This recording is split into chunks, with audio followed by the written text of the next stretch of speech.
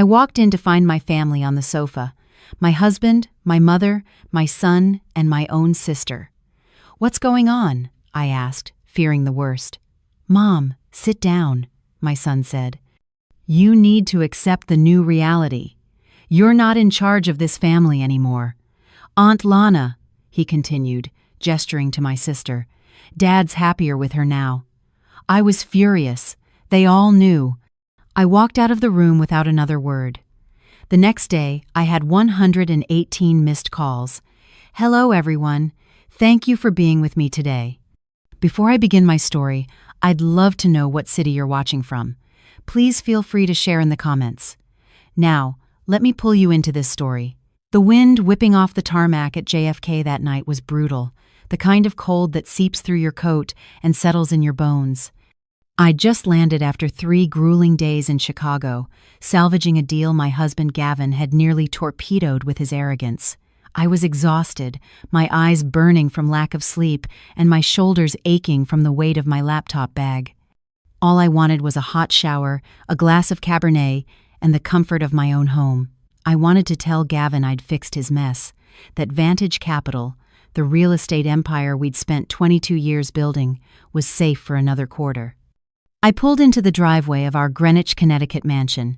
The living room lights were blazing, a bright square against the dark, frost-covered lawn. That was strange. Usually, the house was quiet by 10 p.m. Gavin would be in his study, and our 21-year-old son, Matt, would be in his room, playing video games or online with friends. I opened the front door, dropping my keys into the bowl on the console table. The silence that met me wasn't peaceful.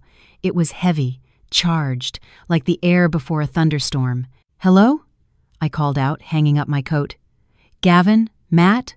I'm home." "Eleanor, we're in the living room." My mother's voice called from the great room. My stomach clenched. My mother, Lorraine, lived 40 minutes away in Westchester. What was she doing here on a Tuesday night? A sudden panic seized me. Something had happened to my sister, Lana. Someone was sick. I rushed into the living room, my heart hammering against my ribs. But it wasn't a medical emergency. It was a courtroom. They were all there, arranged on the designer leather sofa I'd picked out last Christmas. Gavin sat in the center, impeccably dressed in a crisp white shirt, but he wouldn't meet my eyes. To his left, my mother, Lorraine. Her posture was rigid, her hands clasped tightly in her lap. To his right, Lana, my younger sister, and in the adjacent armchair, my son, Matt. The atmosphere was suffocating. No one was crying, no one looked sad. They looked resolved. "What is going on?" I asked, my voice breathy. "Is everyone okay?" I took a step forward, but Matt stood up. He didn't move to hug me. He stood like a guard blocking a doorway. He looked at me with eyes devoid of the warmth I had spent 2 decades nurturing. "Mom, sit down," Matt said. His voice was cold, a register lower than I remembered, stripped of all affection. "You need to listen, and you need to not make a scene." "A scene? Matt, you're scaring me." "What is this?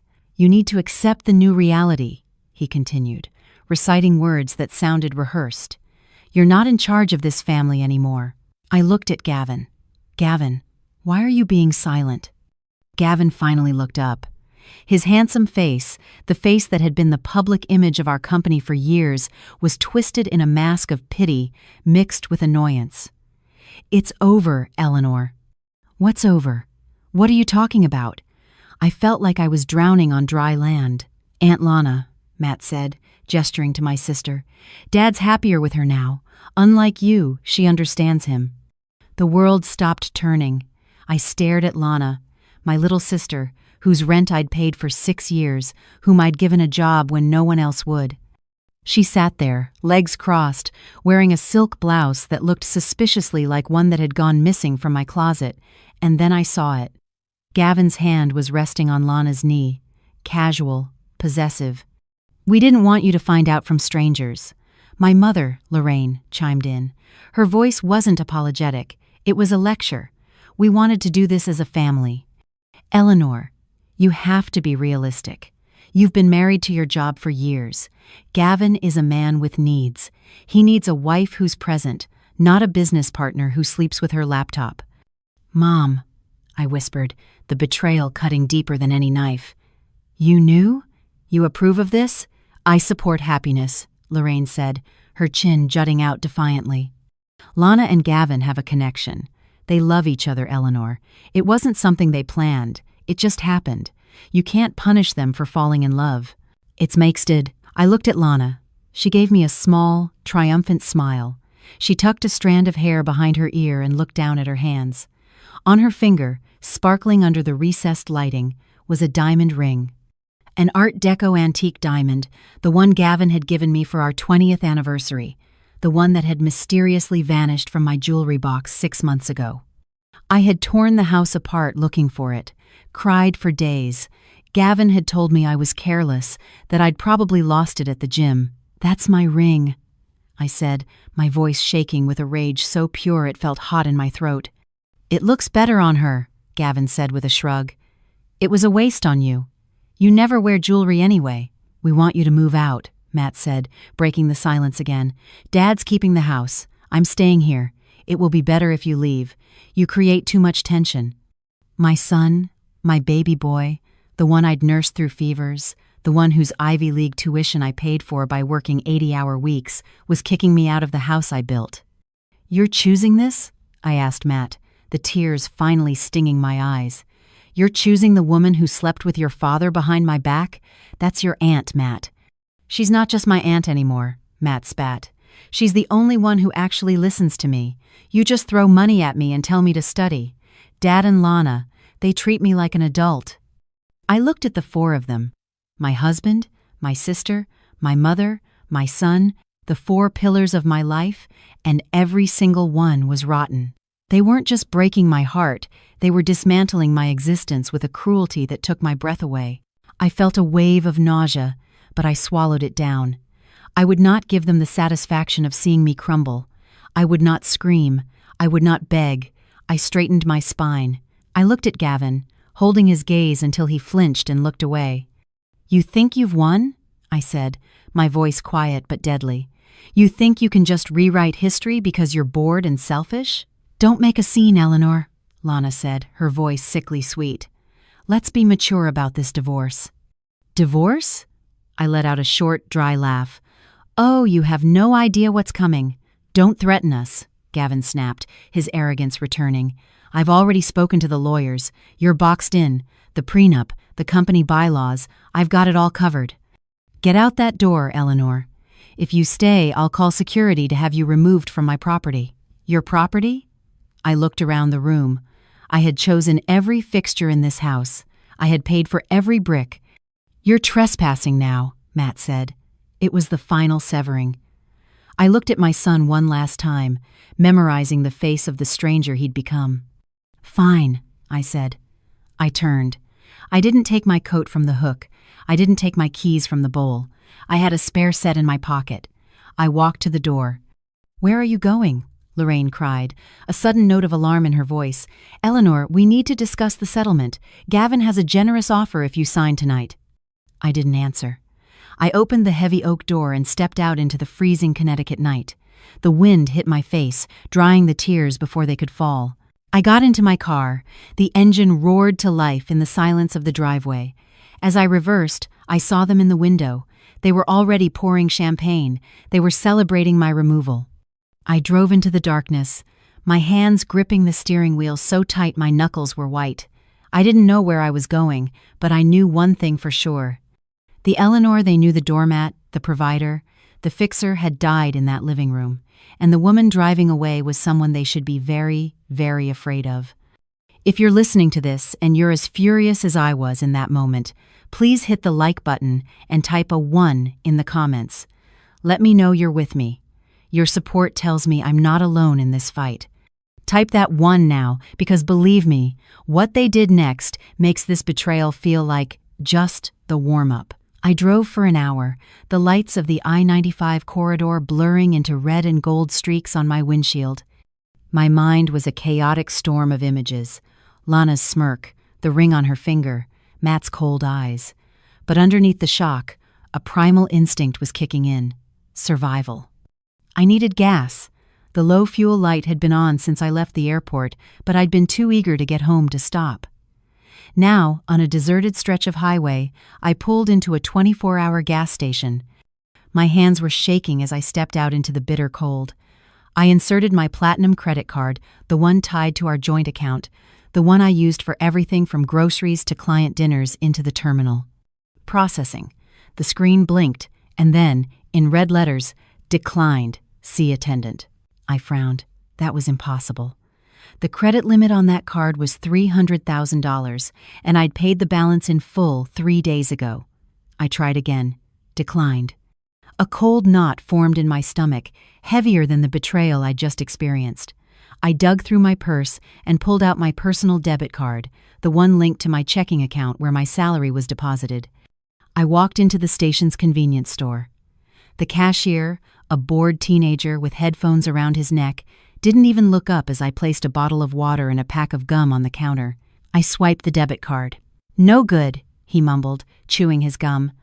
"Try it again," I said, my voice tight. "There are funds in there." He sighed and ran the card once more. "Declined, ma'am. Insufficient funds or card is locked." "Got cash?" I stood there, paralyzed under the harsh fluorescent lights. My banking app. I had to check the app. My fingers fumbled with my phone as I logged in. Access denied. User authentication error. Please contact your branch. I tried the company account login. Access denied. I tried the joint savings account. Access denied. Gavin hadn't just kicked me out of the house. He had flipped the financial kill switch. He'd planned this. You can't instantly lock a co-owner out of business and personal accounts unless you've already laid the groundwork with the bank, falsely claiming fraud or changing administrative privileges days in advance. He wanted me penniless. He wanted me stranded in the middle of the night with no resources, so I would come crawling back and sign whatever generous offer Lorraine had mentioned. I dug through my purse, past the useless plastic, to the small zippered pocket at the bottom. I found 3 crumpled $20 bills and a handful of change, about $75. That was my current net worth. I paid for $10 of gas and the water with cash. I got back in the car, shivering now not just from the cold, but from the terrifying realization of my vulnerability. I couldn't go to a hotel. I had no credit card for a deposit. I couldn't go to my mother's. I couldn't go to Lana's. I drove until I found a roadside motel with a flickering neon sign that said, "Vacancy." It was the kind of place where truckers slept for a few hours, the kind of place where the sheets smelled of stale smoke and regret. "Cash up front," the night manager said through the reinforced glass. $80 for the night. I handed him 4 of my remaining 20s. He slid a key through the tray. Room 12. The room was freezing. The heater rattled and spit out air that smelled of burnt dust.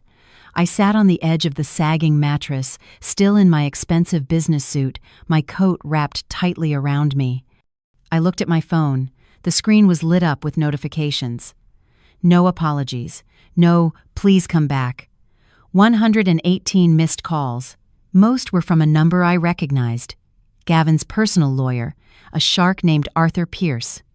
And then the emails started pouring in. Subject, marital settlement agreement. Subject, urgent, NDA required.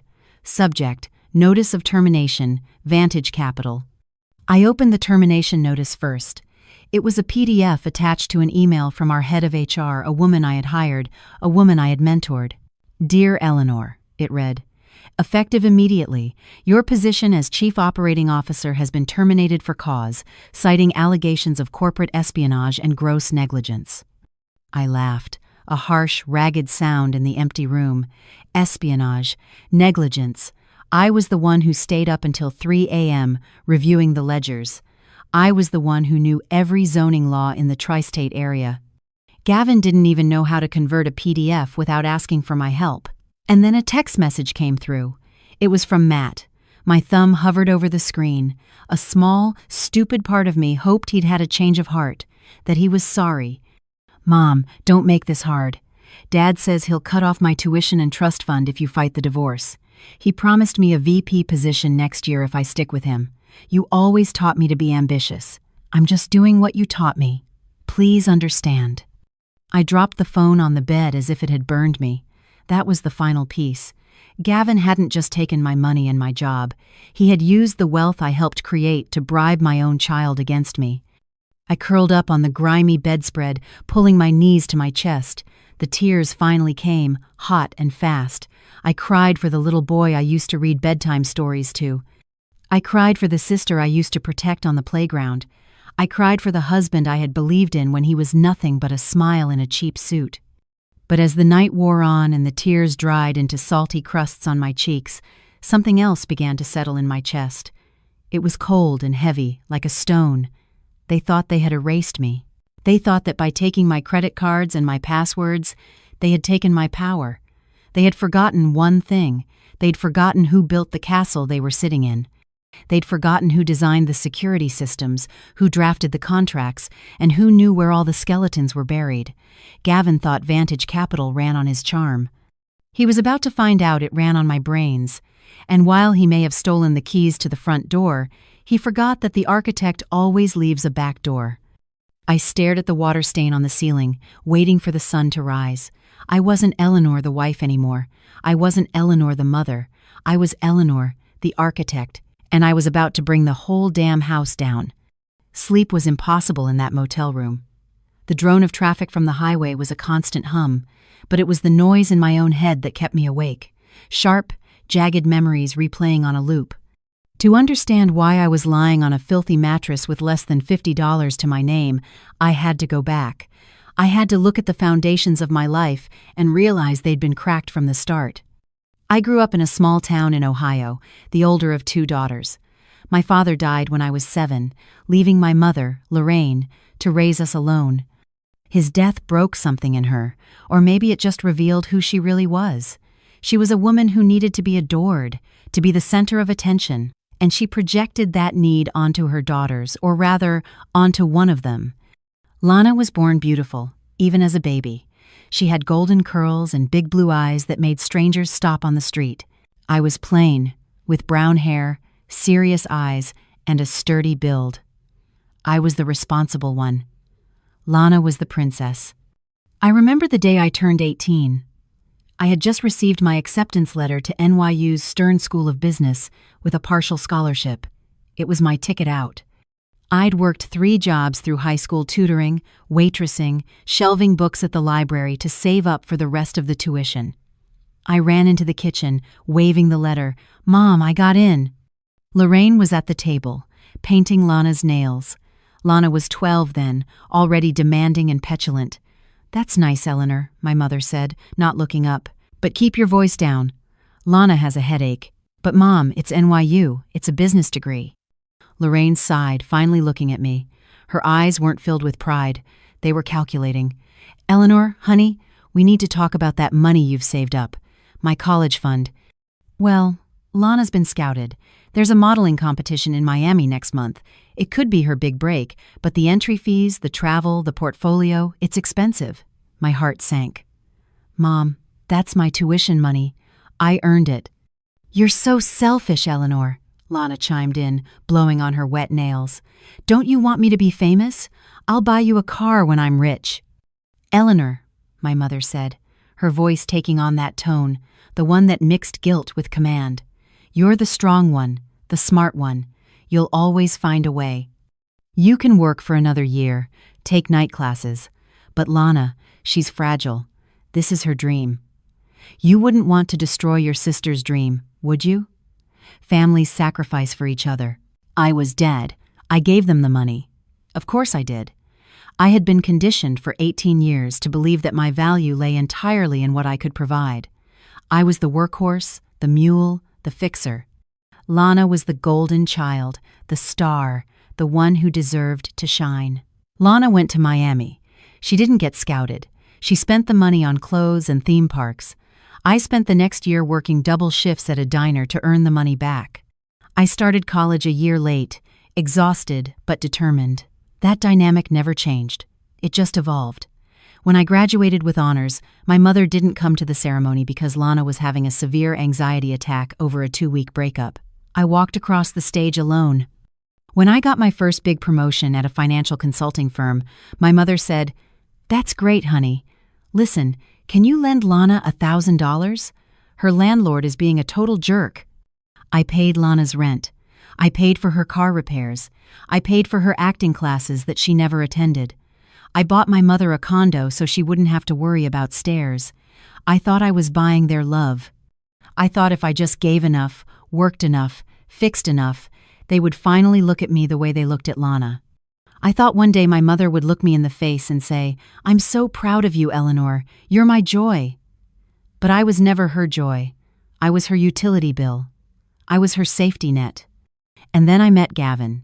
He was charming, ambitious, and he seemed to see me. He told me I was brilliant. He told me I was beautiful. I didn't realize then that he had the same calculating eyes as my mother. He didn't see a soulmate. He saw a resource. He saw a woman conditioned to give everything and ask for nothing in return. He fit perfectly into the hollow space in my heart that my mother and sister had carved out. I married him, thinking I was building a new family, a better one. Lying in that dark motel room, the revelation hit me with the force of a physical blow. I hadn't escaped my family dynamic by marrying Gavin. I had recreated it. Gavin was the golden child, demanding adoration and resources. I was still the workhorse, toiling in the shadows to keep the lights on. And Lana was just the inevitable conclusion. The two parasites in my life had finally found each other. "You're the strong one, Eleanor," my mother's voice echoed in my memory. Well, she was right about one thing. I was strong enough to carry them for 40 years. And now, God help them, I was strong enough to let go. I sat up in bed, the metal springs creaking. I wasn't going to cry anymore. The grief was gone, replaced by a cold, clinical clarity. They wanted fragile Lana. They wanted dreamer Gavin. Fine. They could have each other. But they could not have my money. They could not have my company. I reached for my laptop bag. It was time to stop being the sacrificial daughter. It was time to be the CEO who liquidates toxic assets. The morning sun sliced through the motel room's grimy curtains, casting long, dusty shadows on the floor. I opened my laptop. Thankfully, I had a portable Wi-Fi hotspot in my bag, a habit from years of business travel. Gavin couldn't shut down a device he didn't know existed. I didn't try to log into the bank accounts yet. I knew those doors were sealed tight. Instead, I opened a file labeled VCFA1. To understand how I was going to destroy Gavin, you have to understand how I built him. I met Gavin 22 years ago at a real estate networking event in Midtown Manhattan. He was 29, wearing a suit that didn't quite fit, holding a glass of cheap wine and holding court with a group of investors. He was electric. He had a smile that could sell snow to an Eskimo, a laugh that made you feel like the funniest person in the room. I was 25, a junior analyst at a major consulting firm, standing in the corner clutching my folder of market research. I watched him work the room. He was charismatic, yes, but I could hear what he was saying. He was dropping buzzwords, making promises of returns that were mathematically impossible. He cornered me by the buffet table. "You look like you're analyzing the structural integrity of the shrimp skewers," he joked. "No," I smiled. "I'm analyzing your pitch to those investors. You're promising a 15% return on a property in a declining neighborhood. You're going to make them lose money." He blinked in surprise, then laughed. "Okay, you got me. I'm a big picture guy, not a numbers person. I need someone who understands the boring stuff." "The boring stuff is what keeps you out of prison," I said dryly. He fell in love with me, or at least with what I could do for him right then and there. 6 months later, we were married, and a year after that, we founded Vantage Capital. The division of labor was set immediately. Gavin was the face. He was the CEO. He took the client meetings, played golf with developers, and gave interviews to the Wall Street Journal and Forbes. He loved the spotlight. He loved the title. I was the architect. I was the COO. But really, I was everything else. I sourced the properties, negotiated the loans, managed the contractors, battled with the city for zoning permits, and handled the taxes, payroll, and legal compliance. Our first big project was almost a disaster. Gavin had bought a derelict warehouse in South Brooklyn, convinced it was the next big loft conversion. He'd overpaid by $500,000. The contractor he hired ran off with the deposit. We were on the verge of bankruptcy before we'd even sold a single unit. I remember sitting at our kitchen table, pregnant with Matt, staring at the red numbers in the ledger. Gavin was pacing, sweating, panicking. "We're ruined, Eleanor. My reputation is destroyed. I'm going to be sued." "Sit down," I ordered. I took my grandmother's jewelry, the only inheritance I'd ever received, kept safe from my mother and Lana, and I sold it. I liquidated my 401. I renegotiated with the bank, presenting a business plan so detailed, so bulletproof, that the branch manager said it was the best he'd ever seen. I fired Gavin's friend, who was the project manager, and took over construction oversight myself, walking job sites in a hard hat with a 6-month baby bump. We finished the project. We sold out in 3 weeks. Gavin was hailed as a visionary in the business press. The headline read, "Gavin Sterling, the new king of lofts." He brought the magazine home, beaming. "Look at this, baby. We did it." He never mentioned me once in the interview. When I pointed it out gently, he kissed my forehead. "Sweetheart, you know how the media is. They like a simple story. Besides, you hate the spotlight. You're my secret weapon, the power behind the throne." I accepted it. I told myself it was for the family. I told myself that as long as the company thrived, it didn't matter whose face was on the cover. For 20 years, I was a fool. I built the stage, set the lights, and wrote the script.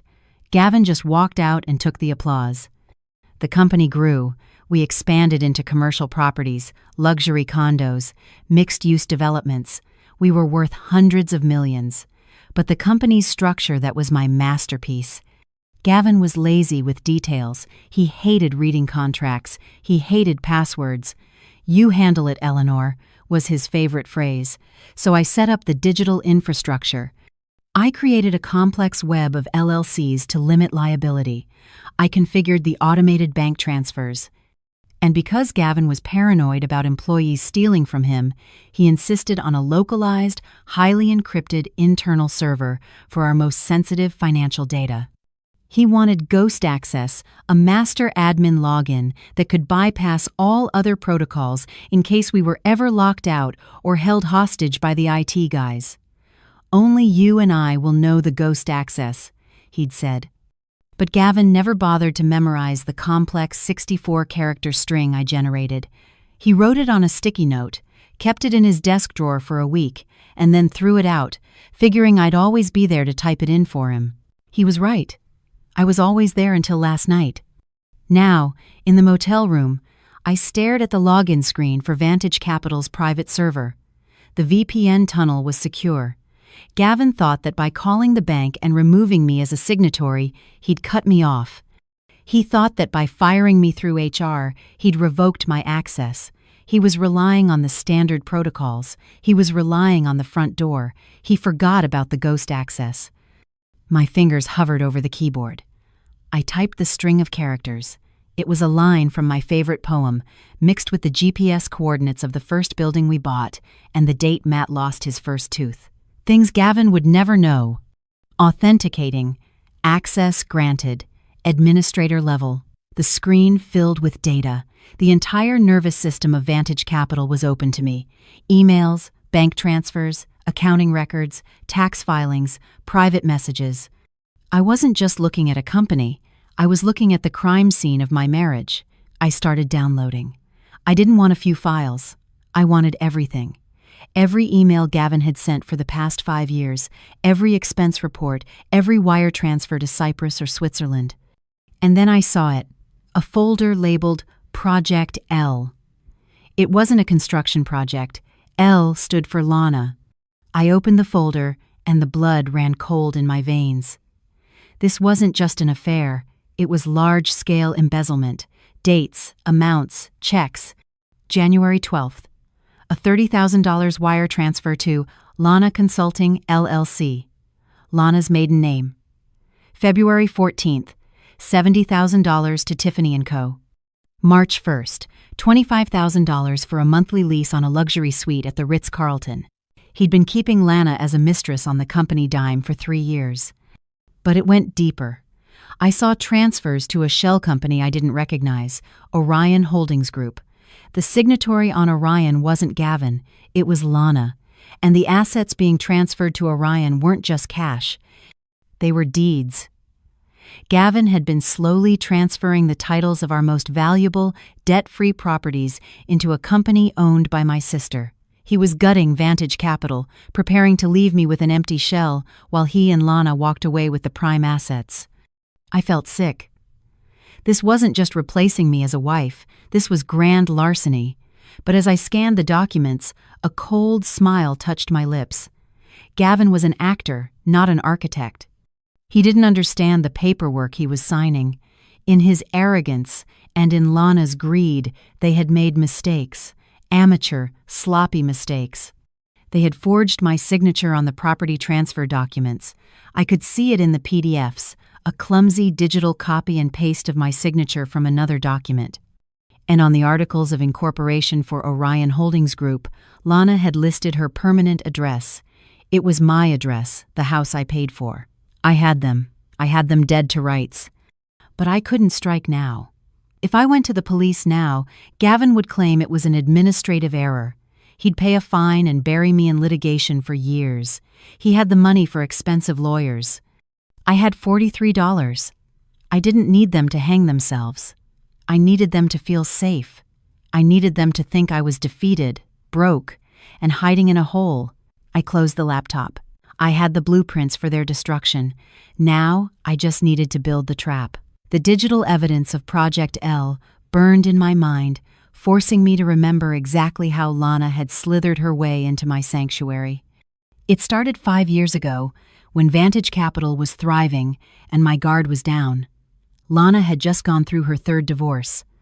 Her ex-husband, a decent mechanic named Vinny, had left her because she refused to get a job and spent his salary on designer handbags she couldn't afford. She showed up on my doorstep with 2 suitcases and a tear-filled story that deserved an Oscar.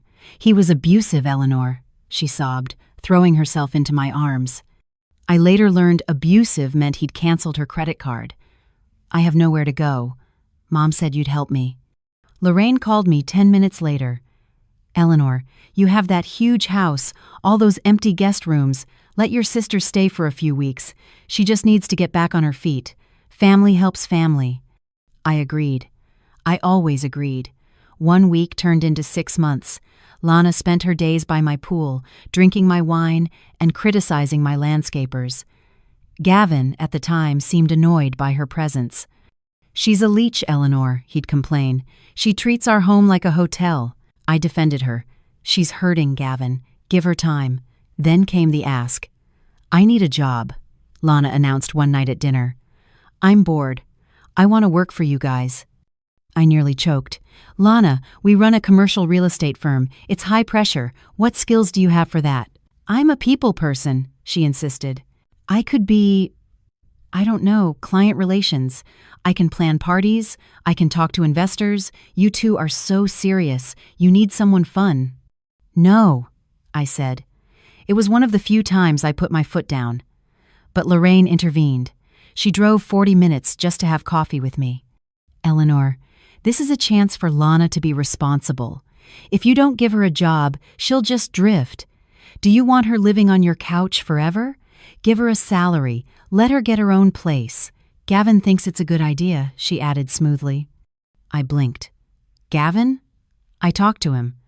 Lorraine said he thought Lana could help soften the company's image. "You know you can be a little intense, sweetie." I asked Gavin. "You want to hire Lana?" Gavin shrugged, adjusting his tie. "Your mother's right. We need someone to handle the social stuff, the galas, the charity events. You hate doing that. Let her do it. Pay her an assistant's salary. Get her out of the house. It's a win-win." So I did it. I created the position, Director of Special Events. At first it seemed to work. Lana moved into an apartment I subsidized and planned a corporate Christmas party. It was lavish, over budget, but a success. Then the subtle shifts began. Lana started coming to the office every day, dressed not in business attire, but in bodycon dresses that bordered on inappropriate. She would spend hours in Gavin's office, discussing event logistics. I'd walk by and hear them laughing. Whenever I entered the room, they'd fall silent. "What's so funny?" I'd ask, feeling a prickle of unease. "Just a client joke," Lana would say, smiling that sickly sweet smile. "You wouldn't get it, Eleanor. It's an inside thing. She started joining us for business lunches. Then she started replacing me at them. Eleanor, you stay and finish the quarterly projections," Gavin would say. "Lana and I will take the developers to the steakhouse. You know you hate small talk." And I did hate small talk. I loved the work, so I let them go. I stayed in the office, eating a salad at my desk, crunching the numbers, making sure our profit margins were sound, while my husband and my sister were drinking martinis and laughing on my dime. I noticed the changes in Gavin. He started dressing younger. He bought a Porsche he didn't need. He started staying out late for networking. When I voiced my concern, Lorraine gaslit me into oblivion. "You're being paranoid, Eleanor," she scolded. "You should be happy Gavin and Lana get along. Most men hate their in-laws. It's a blessing. Don't ruin it with your jealousy. It's beneath you." Jealousy. She made me feel like I was the crazy, insecure harpy. Now, looking at the Project L folder on my laptop, I saw the reality. The networking dinners were dates. The business trips to Miami were vacations. And the consulting fees paid to Lana were, in fact, her allowance for being his mistress. The snake didn't just sneak into the grass. I had opened the door, invited it in, and given it a bowl of warm milk. And worst of all, my mother had held the door open. Lorraine had been the facilitator. She had pushed Lana at Gavin, knowing exactly what Lana was capable of. She wanted Lana to have the life I had built because, in her twisted mind, Lana deserved the kingdom, and I was just the builder, destined to construct it and walk away. I slammed my hand down on the cheap motel desk. The pain brought me back to reality. "Fine," I whispered to the empty room. "You want to play the fun, irresponsible game? Let's see how much fun it is when the architect removes a load-bearing wall." For the next 6 hours, I was in a fugue state of forensic accounting. The ghost access gave me everything, but I had to be careful. If I made any changes, if I altered a single file, the system logs might alert the IT director, a man named Stephen who had been loyal to me, but would now undoubtedly be taking orders from Gavin. So I became a ghost. I copied, downloaded, screenshot, and traced the flow of money. It was worse than I thought. Vantage Capital was hemorrhaging money to fund their lifestyle and the transfers to Orion, Lana's shell company. Gavin had stopped paying vendors. We were 3 months behind on payments to the construction crews for a new skyscraper in Hudson Yards. We were defaulting on the interest for 2 major loans. Gavin was robbing Peter to pay Lana. My company, my life's work, was a house of cards. If the creditors found out, we'd be insolvent in 30 days. But then I found something that made me sit bolt upright. It was an email chain between Gavin and a private investigator from something called the Orwell Detective Agency. The date was from 2 years ago. Subject: surveillance. Subject E: Sterling. Gavin: I need dirt. Anything. Infidelity, substance abuse, mental instability. I need grounds to invalidate the prenuptial agreement. Orwell: Mr. Sterling, we've tailed her for 6 months. She goes to work. She goes to the grocery store. She visits her mother. She works late. There's no dirt. The woman is a saint. Gavin: try harder or make something up. I can't afford to give her half. I stopped breathing. 2 years. He'd been planning to get rid of me for 2 years but couldn't find a way to do it without losing money. And then, a more recent email, dated 1 week ago. Gavin: forget the dirt. We're going with the mental breakdown angle. Her family will testify. Her mother and sister are on board. We'll claim she's overworked, paranoid, unfit to lead. We'll trigger a no-confidence vote at the board. Once she's out, we activate the buyout clause at the lowest possible valuation. Lorraine: I can testify that she's been acting erratically lately, very emotional. I'm worried about her. Gavin: we have to do what's best for the company. I stared at the screen, tears of rage blurring my vision. My mother, my own mother, had conspired to have me declared mentally incompetent so her golden child could steal my husband and my money. "You want unstable?" I muttered. "I'll give you unstable." I dug deeper. I needed leverage. The evidence of fraud was good, but it would take time to prove in court. I needed something immediate, something that would terrify Gavin. I found it in the tax filings. Last year, to secure a massive loan from a private equity fund, Gavin had inflated the occupancy rates of our commercial properties. He had fabricated lease agreements. He had physically forged the signatures of non-existent tenants. This wasn't just civil fraud. This was bank fraud, a federal crime, with jail time. And the loan documents were signed by Gavin Sterling, CEO. My signature wasn't on them. I had been away for my aunt's funeral that week, a funeral Lana had skipped, and Gavin had said he'd handle the paperwork himself. He had signed his own death warrant and didn't even know it. I copied the loan documents. I copied the fake leases. I compiled a dossier that was a nuclear bomb. I looked at the clock. It was 2 p.m. I had been working nonstop for 12 hours. I was starving, unwashed, and running on pure adrenaline. I needed a burner phone. I couldn't use my cell. They were probably tracking it or pulling the records. I walked to a 24-hour convenience store across the street, buying a cheap prepaid phone with cash. Back in the room, I sat on the bed and stared at the new phone. Who could I call? My friends? Most were mutual friends with Gavin. They'd probably side with the charming Gavin or stay neutral. My family? Obviously not. My employees? Too risky. I needed someone powerful, someone who hated Gavin, someone with the resources to fight a war. One name came to mind: Elias Thorne. Elias was a billionaire real estate magnate in New York. Old money, ruthless but principled. 3 years ago, Gavin had beaten Elias out for a prestigious development plot in Hudson Yards. Gavin won by bribing a city official to get the land rezoned, a move I had argued against vehemently, but one Gavin did behind my back. Elias had suspected foul play. He had publicly called Gavin an upstart in a cheap suit. Gavin had laughed it off, but Elias never forgot. If I went to Elias Thorne with proof of Gavin's fraud, especially the fraud that had cost Elias that deal, it was a risky move.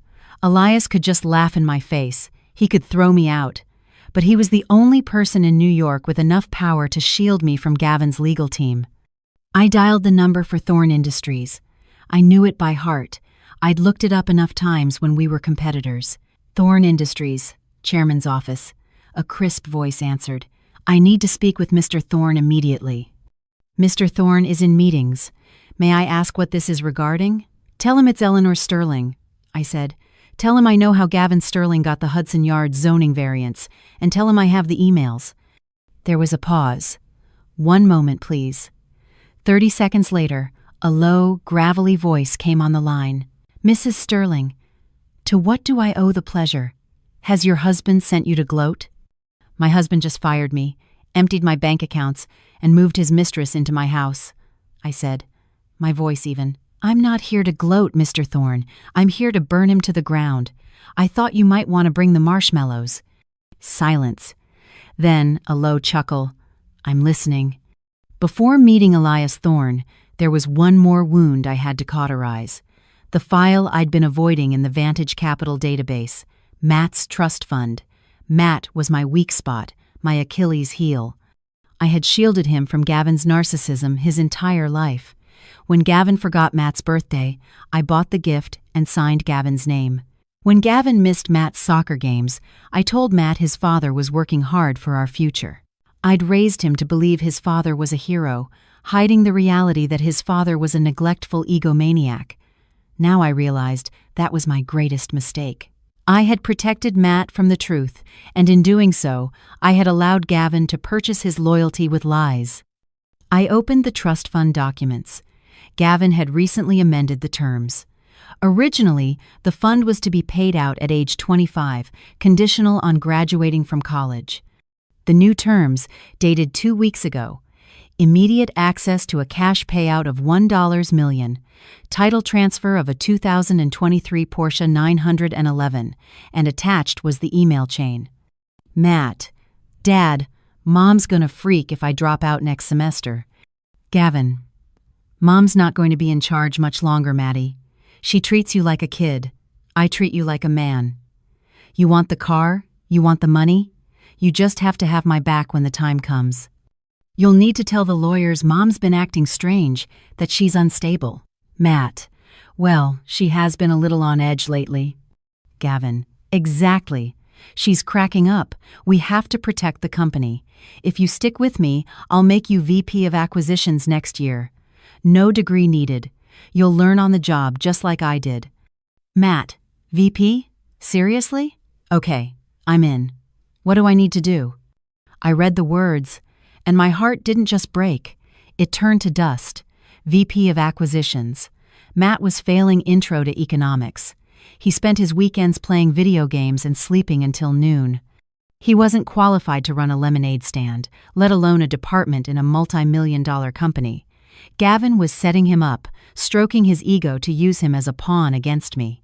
And Matt, my sweet boy, had sold his mother out for a Porsche and a title he didn't deserve. I remembered the text he'd sent me last night. Dad says he'll cut off my tuition. He wasn't worried about his education. He was worried about the easy money. I pulled up Matt's credit card statement, the one I paid. A high-end wine shop, a nightclub, an online casino site, a strip club. He was spiraling, and instead of parenting him, Gavin was funding the descent to buy himself an ally. I picked up my burner phone, hesitating. He was my son.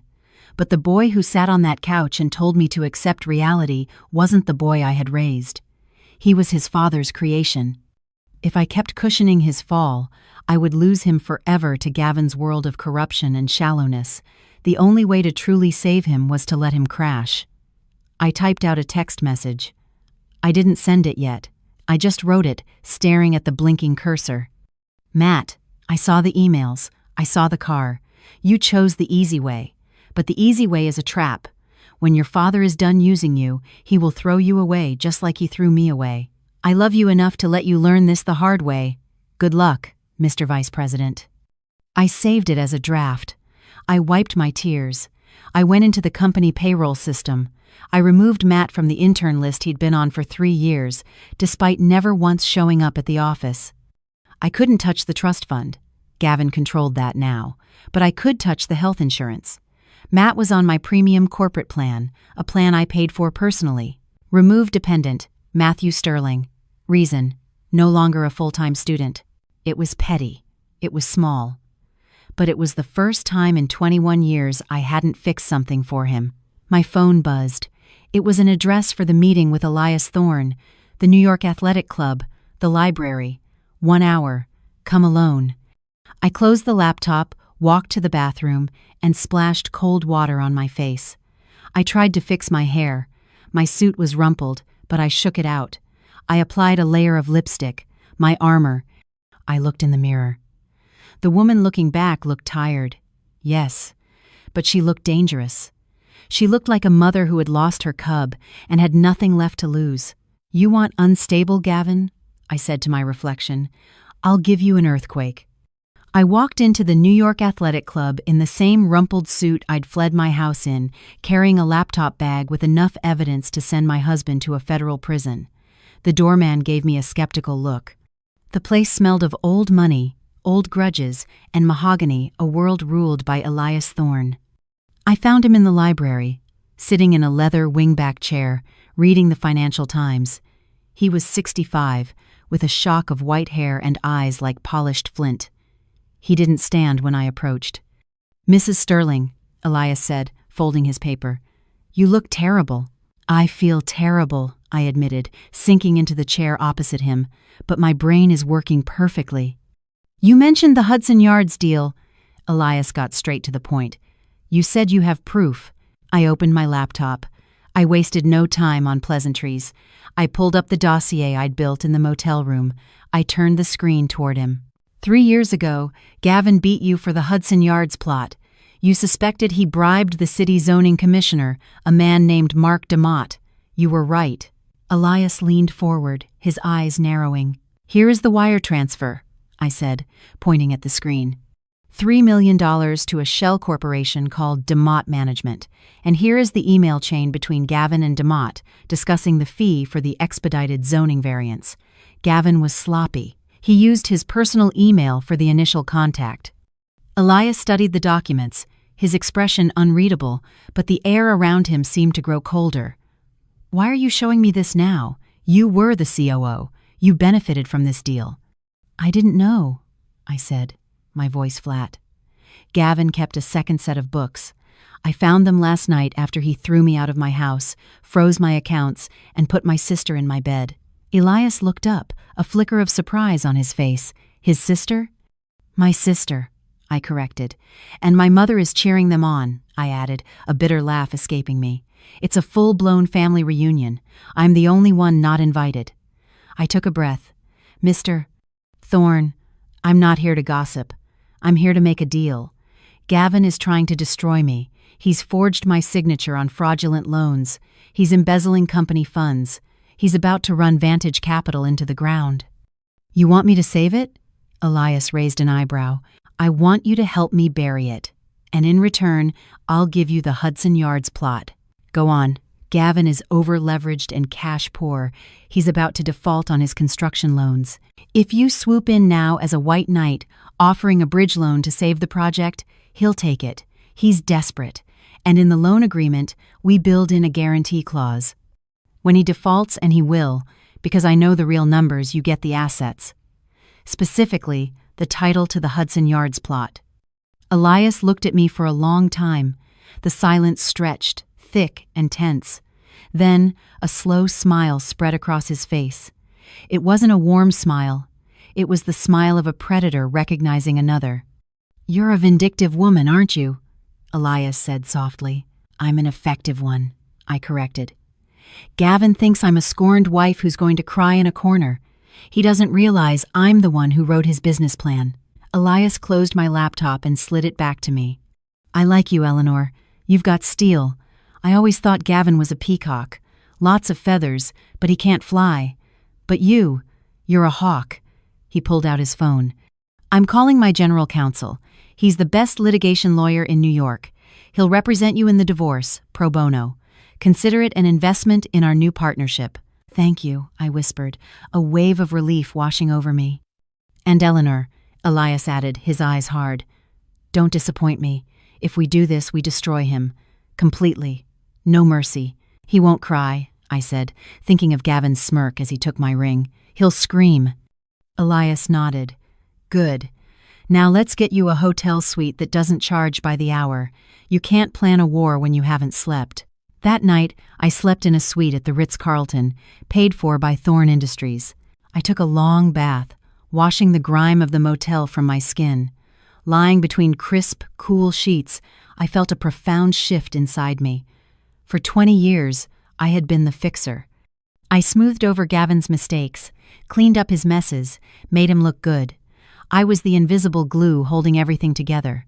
Now, I was going to be the solvent. I was going to dissolve everything he thought was his. I picked up my burner phone and sent a one-word text to Elias. Done. 3 days later, the trap was set. Elias's lawyer, a terrifyingly calm man named Vincent Porter, drafted the divorce settlement. It was a masterpiece of legal deception. On the surface, it looked like a complete surrender. The offer: Gavin keeps the family home. Gavin retains full ownership of Vantage Capital. Eleanor receives a one-time payout of $3 million, a fraction of what I was owed. Eleanor waives all claims to future alimony. It looked like I was giving up.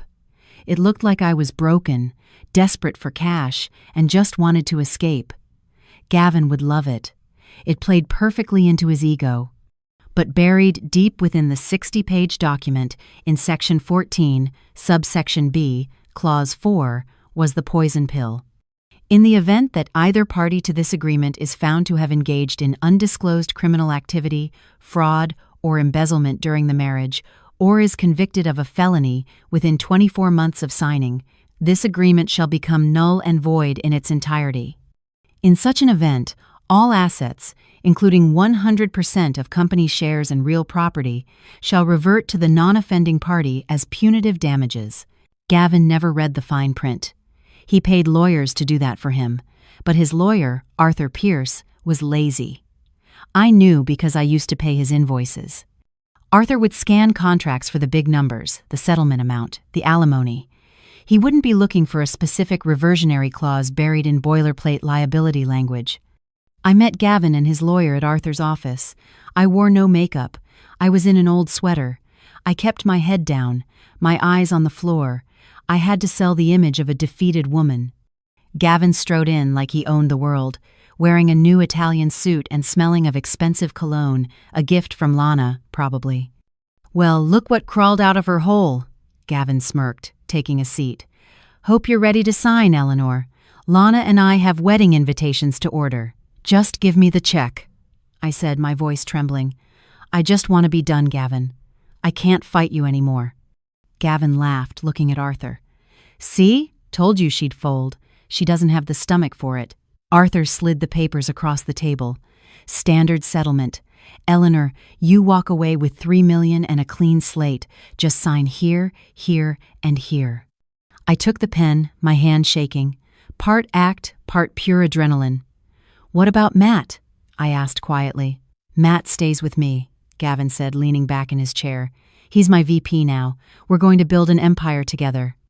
I felt a sharp pain in my chest but swallowed it down. "Okay, take care of him. Just sign the damn papers, Eleanor." I signed my name on the line that seemingly signed away 20 years of my hard work. Then Gavin signed. He did it with a flourish. A big, arrogant G. "Done," Arthur said, closing the folder. "The check will be wired to your account tomorrow." Gavin stood and buttoned his jacket. He gave me a smirk that sent a chill down my spine. "You know, Eleanor, you should thank me. You were always too uptight for this life. Go live in a cottage somewhere. Find yourself a nice librarian." "Goodbye, Gavin," I whispered. As I walked to the elevator, I could hear Gavin laughing with Arthur. That was easier than I thought. She didn't even ask for the Hamptons house. The elevator doors closed, cutting off his laughter. I leaned against the metal wall and let out a slow, long breath. He'd signed. The poison pill was active. Now all I had to do was prove the fraud. And I already had the proof. I just needed the right stage to present it. And what better stage than a wedding? Gavin and Lana announced the date. It was 3 weeks away. A whirlwind wedding, they called it. They wanted to legitimize their relationship before the spring gala season. 3 weeks. That was my deadline. I left the building and got into Elias's waiting car. "Did he sign?" Elias asked from the back seat. "He signed," I said, a real smile finally breaking through. "He thinks he bought my silence for $3 million. He just signed away his entire life." Elias poured me a glass of sparkling water. "To the architect." "To the demolition," I replied. The next 3 weeks were an exercise in masochism. I had to remain invisible while Gavin and Lana paraded their victory all over New York. I rented a small, nondescript apartment in the city under my maiden name. I spent my days with Elias's forensic accountants, building the case. We were turning the raw data I'd stolen into a legal sledgehammer. Every night, I tortured myself by checking social media. Lana's Instagram was an eruption of opulence. A picture of a new Mercedes convertible. "My hubby-to-be is spoiling me." Blessed number, new beginnings. A picture of my dining room, redecorated with tacky gold wallpaper. Out with the old, in with the glam. Finally making this house my own. Home decor. It hurt to see her erasing my mark from the house I built, but the most painful posts were from my mother. Lorraine posted a photo of the 3 of them, Gavin, Lana, and herself, with champagne glasses at a tasting menu dinner. The caption, "Finally, a family that knows how to enjoy life. So proud of my beautiful daughter Lana and my wonderful son-in-law Gavin. True love always wins. True love." She had sold out her eldest daughter for a seat at the cool kids' table. And Matt? Matt was silent on social media, but I could see the credit card alerts on the secondary accounts I still monitored, the ones Gavin hadn't found yet.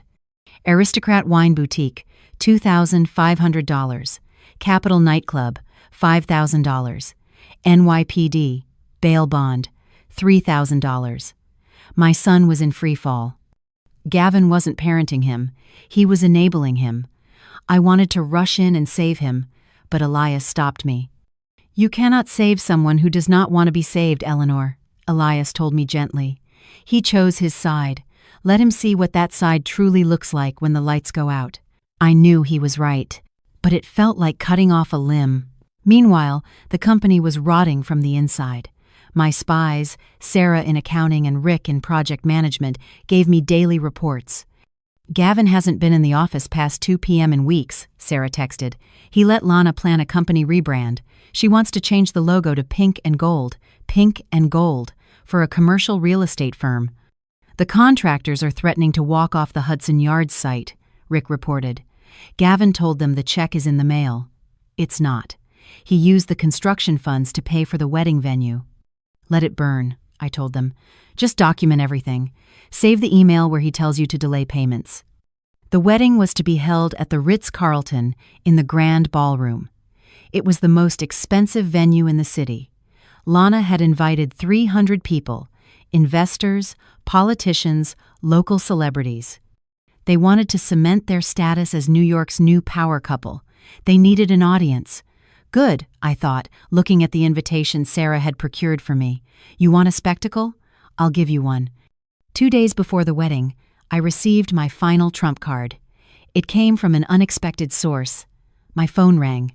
A blocked number. Hello? Eleanor? It's Vinny. Vinny, Lana's ex-husband, the mechanic she had bled dry. Vinny, I said, surprised. How are you? I'm okay. Look, I heard what happened. What they did to you, it's disgusting. I have something, Vinny said, his voice low. When Lana left me, she left a box of old papers in the garage. I was going to burn it, but I went through it last night. Eleanor, she had credit cards in your name from 3 years ago. Ones she opened when she was living with you. She was intercepting the mail. She maxed them out and then hid the statements.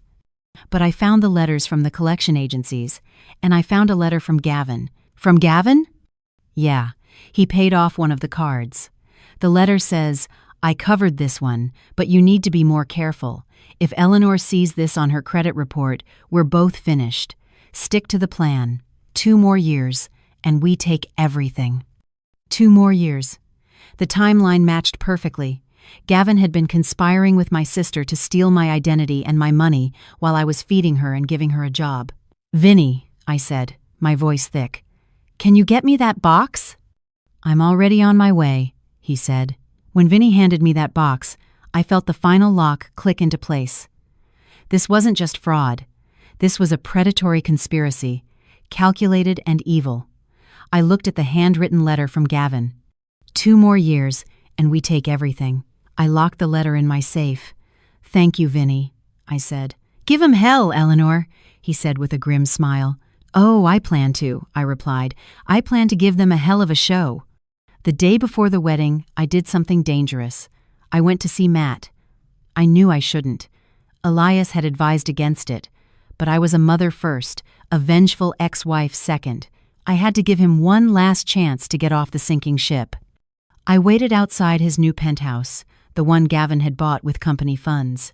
At 11 a.m., Matt stumbled out, looking hungover, wearing designer sunglasses and a sweatshirt that cost more than my first car. Matt, I called. His face hardened when he saw me. Mom? What are you doing here? Are you stalking me now? I'm not stalking you. I'm trying to save you. I don't need saving, he spat, heading for his Porsche. I'm doing great. Dad just put me in charge of the Southern Region portfolio. Matt, listen to me, I said, blocking his path. Your father is lying to you. The company is bankrupt. He's stealing money to pay for this lifestyle. He's using you as a shield. When the IRS comes, and they will come, your name is going to be on the documents. Matt laughed. It was a hollow, brittle sound. You're just jealous. You're jealous because Dad is winning, and you're a nobody. Are you living in some dump? Yeah, Dad told me. I'm living in reality, I said, my voice urgent. Matt, please don't go to the wedding tomorrow. Just say you're sick. Go to a friend's house. Just don't be standing next to him when it happens. When what happens? He challenged. Are you going to crash it? Are you going to make a scene? God, you're so pathetic, Mom. Dad said you'd try to ruin it. He called me pathetic. I felt a surge of anger but pushed it down. Matt, look at me. I raised you. I know you. This isn't who you are. You're kind. You're smart. You are not a thief. I'm not a thief, he yelled, his face turning red. I'm a businessman. Like Dad. Dad is a con man, I yelled back. And Lana is a parasite. And if you stay with them, you are going down with them. Matt stared at me. Then he pulled out his phone. I'm calling security. Get away from me. He got in his car and gunned the engine. As he peeled out of the parking spot, he rolled down the window and shouted, Don't come tomorrow, Mom. Nobody wants you there. You're the past. I watched him drive away, my heart breaking all over again. But this time, the break was cleaner. I had tried. I had offered him my hand. He had slapped it away. He was on his own now. I drove back to my apartment. Elias was waiting with the final arrangements. How did it go? He asked, though he could clearly read the answer on my face. He's lost, I said evenly, completely brainwashed. Then he will learn his lesson the hard way, Elias said. Are you ready for tomorrow? We have the access codes to the projector. The police have been briefed. Inspector Sullivan will be waiting in the lobby at 8 p.m. Yes. Elias handed me a garment bag. Then you'll need this. I unzipped it. Inside was a suit. It wasn't a dress for a crazed, desperate ex-wife. It was a sleek, custom-tailored black tuxedo, Yves Saint Laurent. Powerful, elegant, severe. Put on your armor, Eleanor, Elias said. Tomorrow you are not the victim. You are the executioner. I touched the fabric. It was cool and smooth. Thank you, Elias. Get some rest, he said. It's going to be a long night. I didn't rest. I sat by the window, looking out at the city lights. I thought of Gavin and Lana, probably rehearsing their vows right now, probably laughing about how they'd gotten away with it all. 2 more years, and we take everything. They wouldn't get 2 years. They wouldn't even get 2 days. Tomorrow, the new Mr. and Mrs. Sterling were in for a very different kind of reception. The morning of the wedding was gray and overcast, a perfect New York day for a funeral. I spent the morning reviewing the presentation. We had the timing down to the second. It would start just after the love story video montage that Lana had commissioned for $1 million. At 6 p.m., the guests began arriving at the Ritz-Carlton. I watched on a live feed from a camera Elias had installed in the ballroom. He owned a stake in the hotel, so access was easy. Everything was nauseatingly opulent. The room was dripping with crystal and pink roses, thousands of them. There was an ice sculpture of Gavin and Lana intertwined. I watched my mother, Lorraine, greet guests. She was wearing a champagne-colored dress, far too young for her. She was beaming as if she'd won the lottery. Isn't it wonderful? I could hear her saying to a bewildered cousin, They're soulmates. Eleanor? Oh, poor Eleanor couldn't handle Gavin's success. She's taking some time away. I saw Gavin. He looked nervous but triumphant, shaking hands, slapping backs, playing the part of the benevolent king. And Lana, she walked in wearing a custom Vera Wang gown, dripping with diamonds. Diamonds my company had paid for. She was stunning. I had to admit it, stunning and rotten to the core. The ceremony began. I listened as they exchanged their vows. I promise to be your partner in all things, Gavin said, looking deep into Lana's eyes. I promise to support your dreams and spend my life making you happy. I do, Lana cooed. I sat in my hotel room upstairs, sipping black coffee. Lies, I whispered. Every word is a lie. Are we ready? Elias asked, checking his watch. Signal is live, the tech confirmed. We can override the feed whenever you give the word. Not yet, I said. Wait for the toasts. Wait until everyone is seated and looking at the screens. The reception began. The champagne flowed. Gavin stood to give his speech. I want to thank you all for being here, he boomed, holding Lana's hand. It's been a long road to find true happiness. Sometimes you have to make hard choices to find your real destiny. The crowd applauded politely, though I could see a few uncomfortable glances. Everyone knew about the scandal. They just didn't care, as long as the bar was open and the liquor was top shelf. And to my new wife, Lana, Gavin continued, "You are my muse, my rock, my everything." My phone vibrated. It was the signal. "Now," I said. Downstairs in the ballroom, the lights dimmed for the video montage. Sappy music began to play. Photos of Gavin and Lana on yachts, in Paris, on a beach, flashed across the enormous screens behind the head table. The crowd oohed and awed. I stood up, smoothing the lapels of my tuxedo. I walked out of the room and headed for the elevator. "Showtime," Elias said, walking beside me. Inside the elevator, I watched the numbers descend. 10, 9. My heart wasn't hammering anymore. It was beating slow and heavy, like a war drum. The elevator doors opened on the lobby level. Inspector Sullivan and 2 uniformed officers were waiting.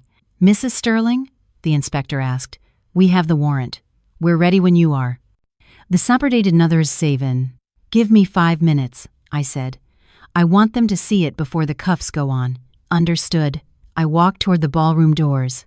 The security guards Gavin had hired to keep me out stepped forward. "Ma'am, this is a private event." Elias Thorne stepped out from behind me. "And I own the building. Step aside, or you'll be looking for a new job tomorrow." The guards hesitated, recognized Elias, and immediately backed away. I pushed open the double doors. Inside, the music had just reached its crescendo. On screen, the video showed Gavin and Lana kissing in front of the Eiffel Tower, and then the screen flickered. The music cut out with a screech of feedback. The room fell silent. On the massive screens, the romantic image vanished. In its place was a stark spreadsheet, red numbers and then a document, a credit card statement. Name, Lana Miller. Address, my address. Purchase, Tiffany & Co. Diamond ring, $100,000. Paid from Vantage Capital corporate account. A murmur went through the crowd. "What is this?" Lana stood up. "Gavin, fix this. Turn it off." "Turn it off!" Gavin screamed toward the sound booth. But the technician in the booth was ours. He didn't turn it off. He turned up the volume. And then my pre-recorded voice boomed through the speakers. "Hello, Gavin. Hello, Lana. You wanted a family reunion? You wanted everyone to witness your union? Well, let's show them what that union is really built on." Every head swiveled, not to the screen, but to the back of the room. The silence in the grand ballroom was absolute. 300 pairs of eyes turned in their seats to stare at me as I walked down the central aisle, my heels clicking a steady rhythm on the marble floor. The black tuxedo made me look like a shadow against the sea of pink flowers. Gavin was frozen at the head table, all the color drained from his face. Lana was clutching a napkin to her chest, her mouth agape. My mother, Lorraine, looked as though she was about to have a stroke. "Eleanor," Gavin whispered, the microphone picking up his trembling voice. "What are you doing?" I didn't stop until I reached the center of the dance floor, directly in front of the head table. I looked up at them, the people who had been my world, now just small, frightened figures on a stage. "I'm here to make a toast," I said, my voice carrying clearly. I was holding a small remote. I clicked it. The screen behind them changed again. This time, it was the email chain between Gavin and the private investigator. "Gavin, try harder, or make something up. I can't afford to give her half." The crowd gasped. I could see investors, men Gavin respected, men he needed, leaning in and whispering furiously. "Shut it off!" Gavin screamed, scrambling toward the DJ booth. "Security, get her out of here!" "Sit down, Gavin!" Elias Thorne's voice boomed from the entrance. "Unless you want to add assault to your list of felonies." Gavin froze. He saw Elias. He saw the police waiting in the shadows by the exit. This is fake!" Lana shrieked, tears streaming down her perfectly made-up face. "She's jealous. She hacked the system. She's crazy." "Crazy?" I clicked the remote again. A new document appeared. The fraudulent loan application for the Hudson Yards project, the one with the forged signature. Is forging a federal document crazy, Lana? I asked calmly. Is bank fraud crazy? Because that carries a mandatory minimum sentence. And guess whose name is on the shell companies receiving the stolen funds? I clicked again. Orion Holdings Group. Owner, Lana Miller. I pointed at her. You're not just the mistress. You're the mule. Gavin used you to launder $20 million. Did he tell you that? Did he tell you that when the IRS comes, they're coming for your signature? Lana looked at Gavin, her eyes wide with terror. Gavin? You said it was tax optimization. You said it was legal. Shut up, Lana, Gavin hissed. Oh, don't stop him, I said, smiling coldly. Let him explain. Let him explain to our mother what he really calls her. Click. An email appeared. Subject, the old bat. Gavin, just write Lorraine another check from the fund. The old bat is greedy. As long as we pay for her condo, she'll keep Eleanor in the dark. She'd sell out her own daughter for a kitchen renovation budget. Lorraine made a sound that was half sob, half choke. She stood up, her hands shaking so badly she knocked over her champagne flute. Gavin, you called me that after everything I did for you? I took your side. I betrayed my own daughter for you. And what did you get, Mom? I said, looking at her with pity. A seat at a wedding that's about to become a crime scene.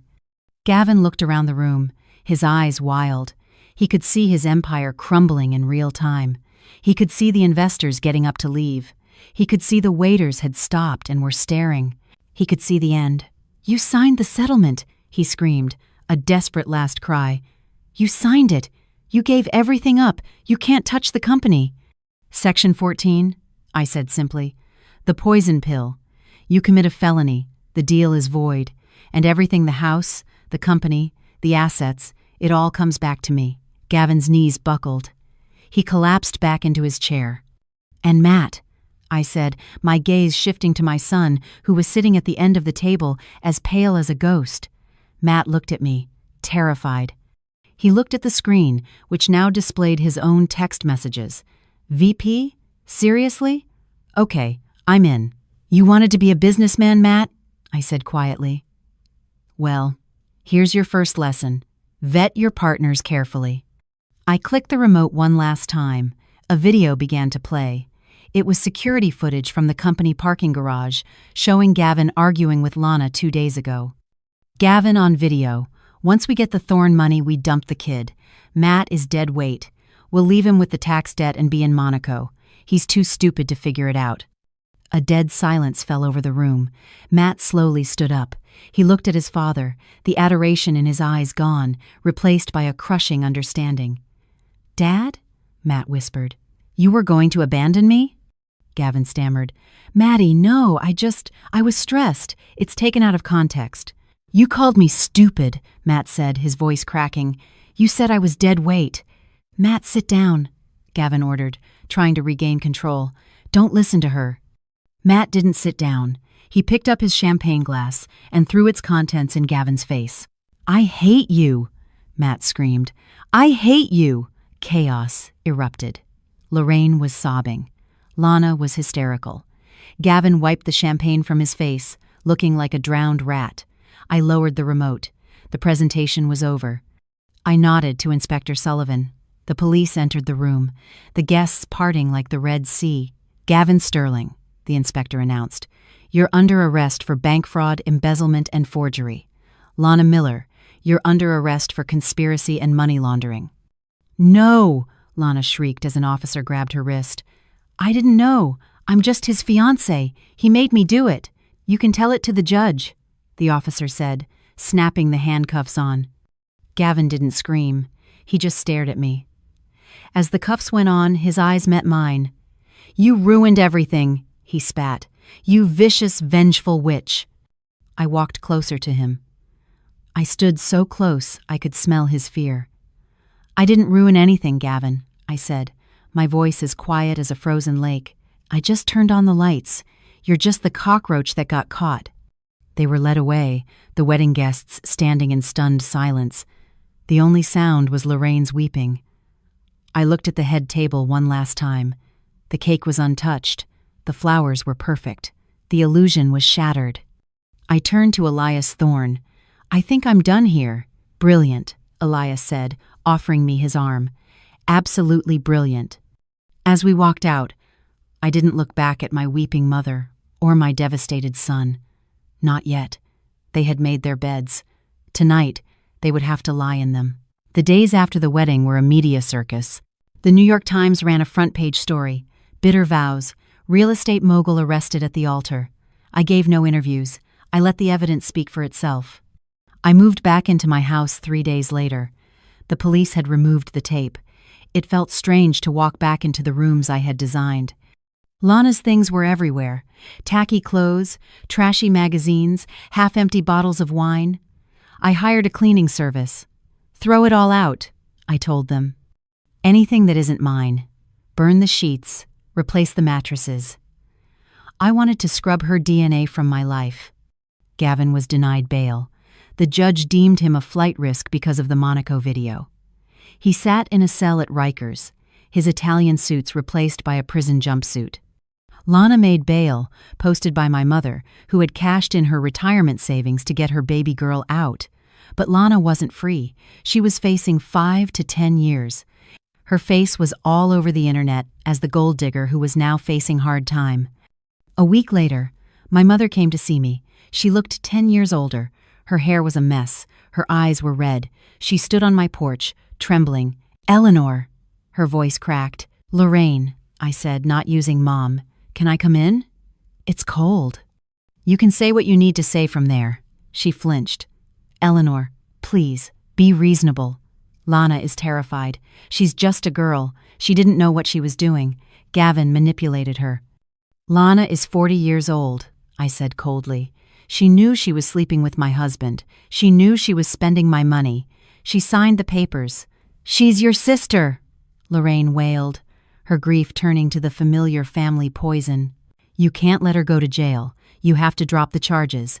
Tell the DA it was a misunderstanding." "It wasn't a misunderstanding. It was a felony." "If you do this," Lorraine hissed, "you are no daughter of mine. You are destroying this family." I laughed. It was a light, free laugh. "Lorraine, you destroyed this family 20 years ago when you decided Lana was the princess and I was the maid. You didn't come here to apologize. You came here to ask me to fix it again. You want me to be the fall guy one last time so Lana can walk free. She's fragile. She's a criminal. And you're an accomplice. I've seen the checks Gavin wrote to you. Consulting fees. You took money to help them manipulate me." Lorraine went pale. "I'm not going to press charges against you, Lorraine," I said. "Not because I love you, but because I don't want the shame of seeing my own mother's mugshot. But you are dead to me. Don't call me. Don't come here. If you need money, ask Lana." I paused. "Oh, wait, she's broke." I closed the door in her face. I watched on the security camera as she stayed there, banging on the door, screaming my name. Then her shoulders slumped. She walked away. It hurt. Of course, it hurt. But it was the pain of pulling out a splinter, sharp and then relief. Then there was Matt. He didn't call. He didn't come. I knew he was crashing on a friend's couch because the authorities had seized the penthouse and the Porsche. I waited. I knew he had to come to me, on his own terms. 2 weeks later, he appeared at my office. He looked terrible. He'd lost weight. He was wearing old jeans and a t-shirt. No sunglasses, no swagger. "Mom?"